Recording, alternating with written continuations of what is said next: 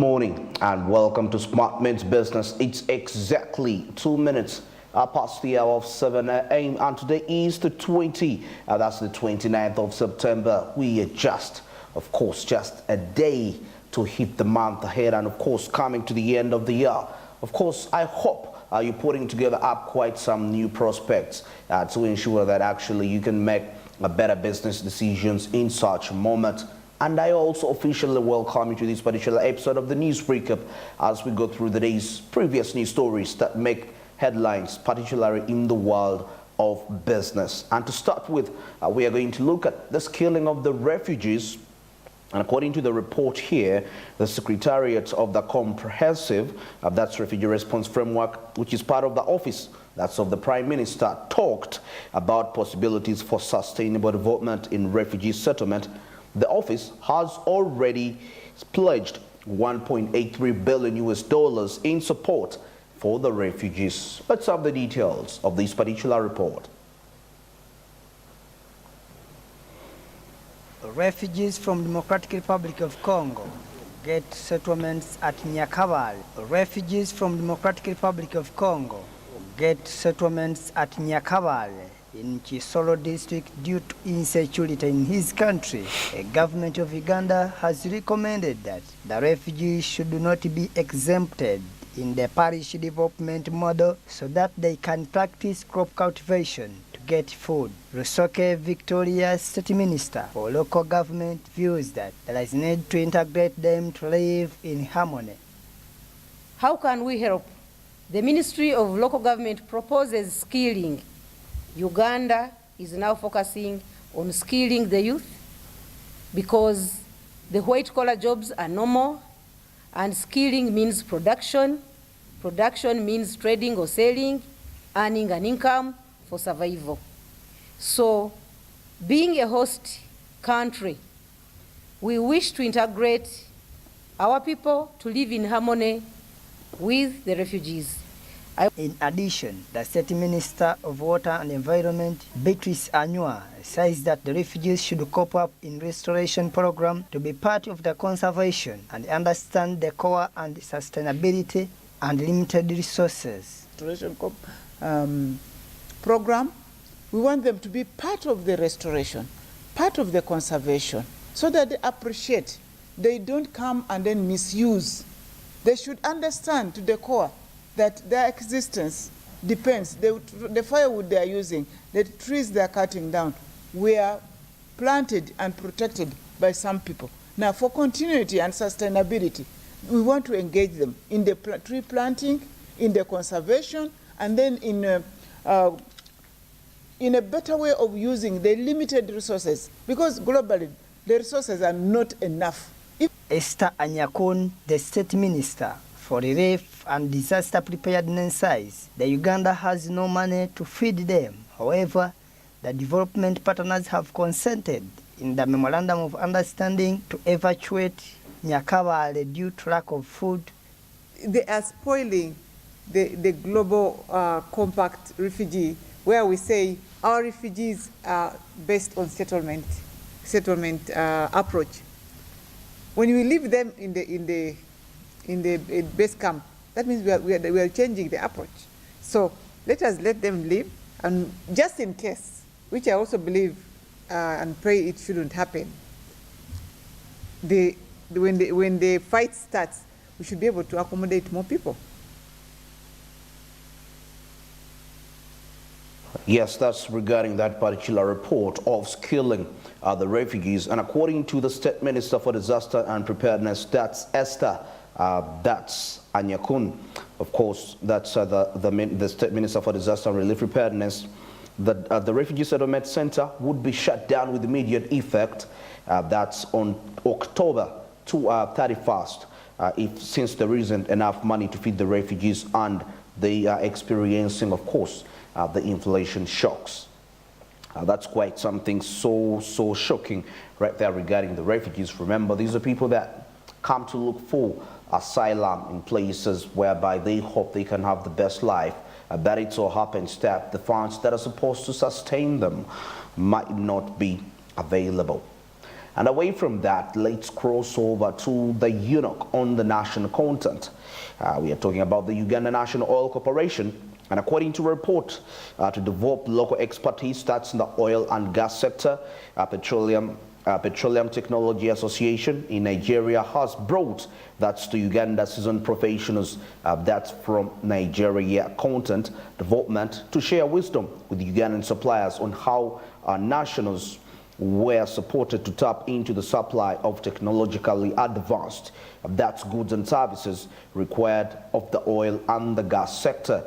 This will promote the participation that's in a joint venture initiatives and effectively support Ugandan companies acquire that's knowledge from the horse's mouth. Let's have the details of this particular report. It's a unique body created by the Ugandan government.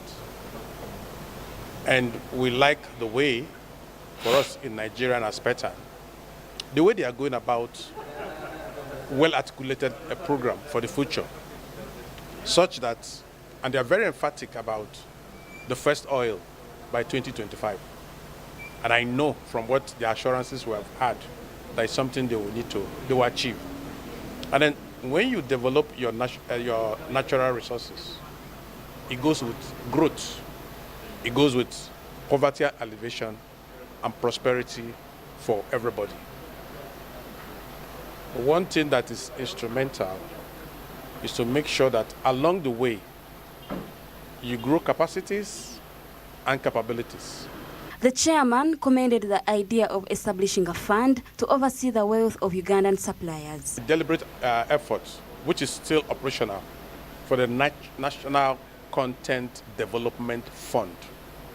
It's 1% set aside from every contract from Tier 1 to Tier 2 to Tier 3, so long as you are a supplier in or service provider. And I'm happy to hear that the Ugandan National Oil Company is following the same step.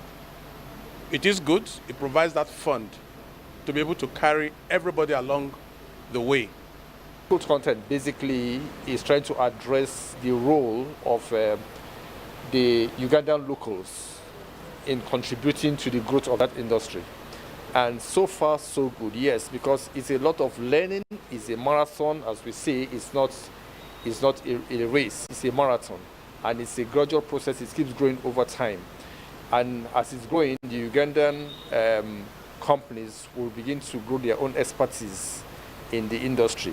Yeah, but the way it is going to run for now, it's going to have to do with a lot of collaboration with those who are already experienced in the industry, like the Nigerian companies. 80% of contracts were awarded to locals. Therefore, Uganda National Oil Company continues to make clear specific standards for competing providers. We're not an operator currently, so we follow the Public Procurement and Disposal of Public Assets Authority thresholds. Anything above 200 million, that is going to be an open tender that will advertise in the press. We'll also put it on our website to ensure that it's wide circulating, and any firm that meets the requirements can participate. The ones which are from 100 million to 200 million, those are restricted. Those are people who are on UNOC pre-qualified list are the ones who participate in that. The rest RFQs, also those are people who are on pre-qualified list of UNOC that can participate. Registration on the NSD is very vital to register on the National Supplier Database. That is one of the requirements. You also have to have all the legal documentation in regards to the certificate of registration, certificate of incorporation. You have also trading license. All those legal documents need to be in place. Tax clearance certificates, all that has to be in place. They are looking at partnerships where local companies are working in specialized provision of goods and services, such as the seismic acquisition and interpretation, among others. But that said and done, there are challenges that local companies are facing. And one of them is availability of financing. The oil and gas sector is heavily capital intensive. Profitability and expansion will be essential for the Uganda National Oil Company to succeed in the oil and gas services, since the ultimate goal of the Uganda national business is to maximize the value of shareholders and assure value production from investments.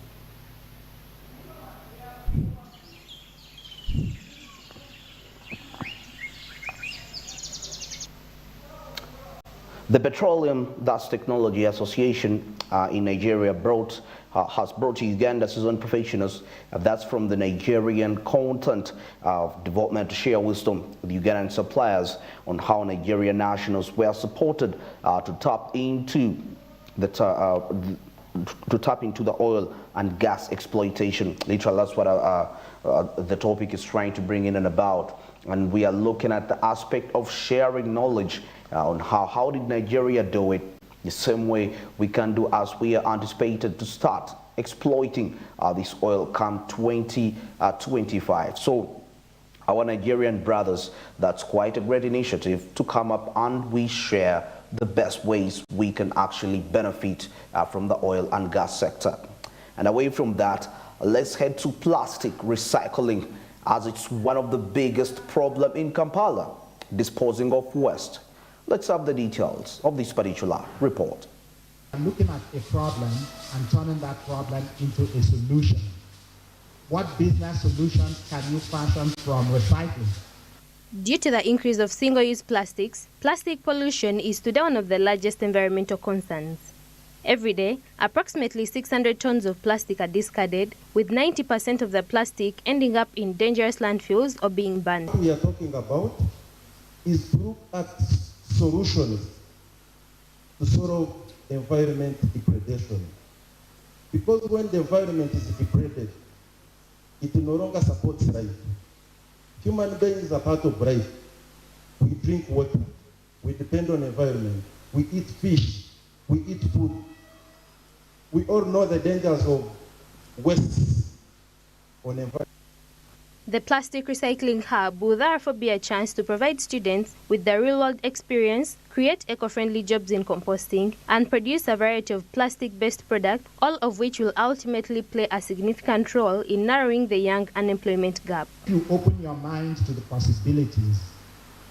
There are lots of things that can be done using recycled plastic. And don't limit yourself to say, I am a structural engineer, it doesn't apply to me.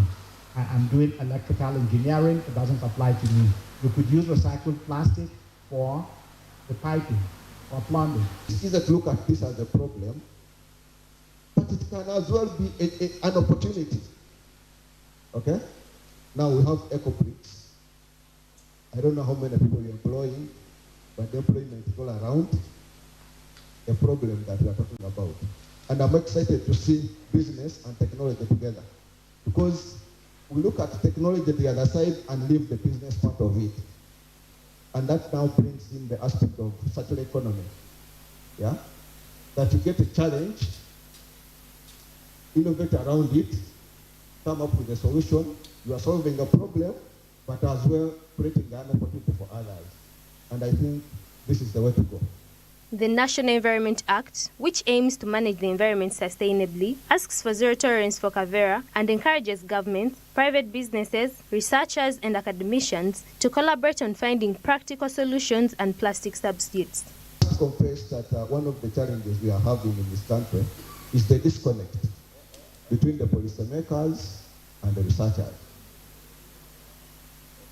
We are busy making policies that are not informed by research, and you are innovating something that is not empowered by a policy. So, now that we are coming together, NEMA has come. Now that we are working together, I think we need to push this agenda forward, because we cannot work in isolation.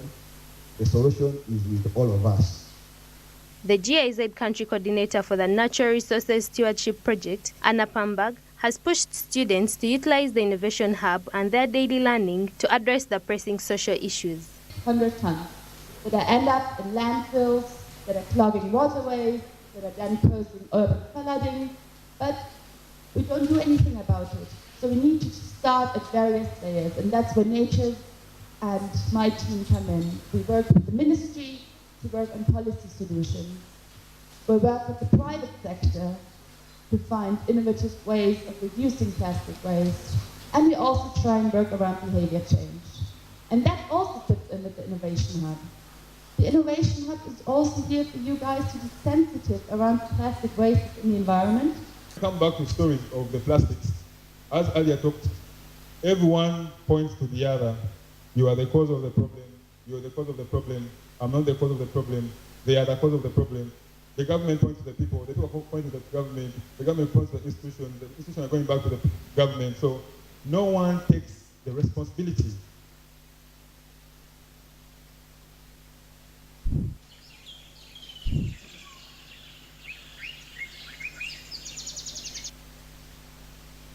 Regarding that particular report regarding plastics recycling, and one of Uganda's main problems is how to dispose of plastic waste, because there are no official services for public rubbish collection.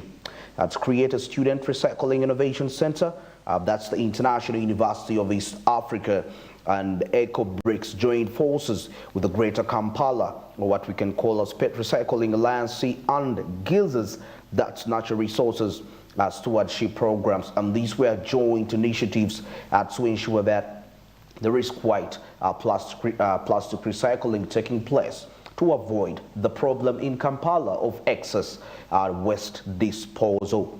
And away from that, let's cross over to the Uganda Wildlife Education Center, as they are celebrating, actually not they are celebrating, they were celebrating their 70th anniversary. Let's take a look at what transpired, and we shall be returning back with more highlights regarding that.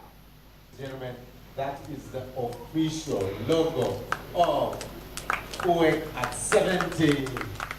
The number of tourists visiting Uganda decreased from 1.5 million as of the current year in 2021 to 400 in 2022. Looking at this year in the previous 6 months, we have reached 500 and anticipate reaching 1 billion visitors by the end of the year, which will boost revenue to 1 billion. Tourism generated $1.6 million in revenue prior to COVID. Last year, how we had dropped from the 1.5 million to around 400,000.